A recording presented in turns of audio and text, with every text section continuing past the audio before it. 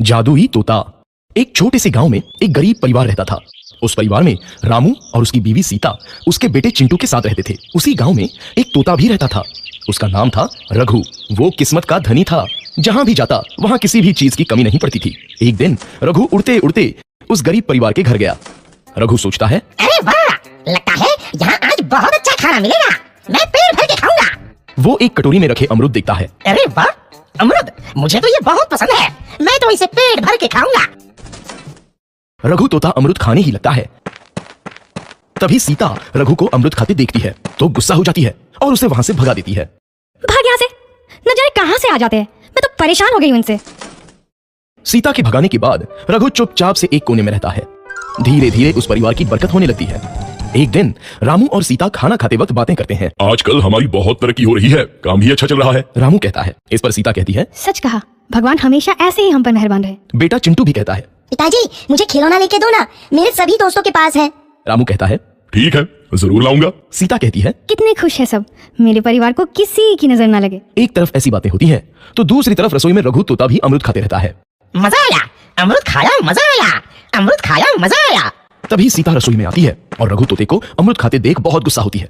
सीता रघु को बाहर निकालने के लिए पिंजरे में अमरूद रखती है। रघु जब अमरूद खाने लगता है तो पिंजरे का दरवाजा बंद हो जाता है और वो उसमें फंस जाता है। मुझे बाहर निकालो, मैं यहाँ फंस गया हूँ, मुझे बचाओ। अगले दिन सीता पिंजरा उठाकर बाहर दूर उस रघु को छोड़ देती है। रघु के जाते ही उनके घर आई बरकत धीरे धीरे कम हो जाती है। उन्हें बहुत घाटा होता है। सीता कहती है, ये क्या हो रहा है, अचानक इतना कैसे बदल गया? अभी तक तो सब कुछ अच्छा चल रहा था। रामू कहता है, लगता है भगवान हम पर रूठ गए हैं। चिंटू भी कहता है, लगता है अब मुझे खिलौने भी नहीं मिलेंगे। और वो रोने लगता है और बाहर चला जाता है। कुछ दिन बाद रघु तोता फिर से उस घर में आता है। वापस आया, मैं वापस आया, अब मैं जमकर अमरूद खाऊंगा। रघु सीधा रसोई घर में चला जाता है और अमरूद खाने लगता है। कुछ देर बाद सीता रसोई में आती है और रघु को देख कहती है, एक तो घर में पहले से इतनी दिक्कत चल रही है और ऊपर से ये तोता मुझे और परेशान कर रहा है। सीता रघु को वहां से भगा देती है। रघु उड़कर किसी कोने में छुप जाता है। कुछ दिन बाद धीरे धीरे उस घर की बरकत वापस आने लगती है। काम भी अच्छे से चलने लगता है। एक रात जब रघु तोता अमरूद खाने जाता है तो पिंजरे में फंस जाता है। ये लोग आखिर चाहते क्या है? एक तोते को शांति से अमरूद खाने क्यों नहीं देते? मैं कौन सा चोरी कर रहा हूँ, बस अमरूद ही तो खा रहा हूँ। तभी रामू वहां आता है और पिंजरे में रघु तोते को देख उसे बाहर छोड़ देता है। ये तोता भी कितना जिद्दी है, बार बार वापस आ जाता है। जैसे ही रामू रघु को छोड़ देता है अगले दिन से फिर से उनके घर की बरकत जाने लगती है। काम में घाटा होता है।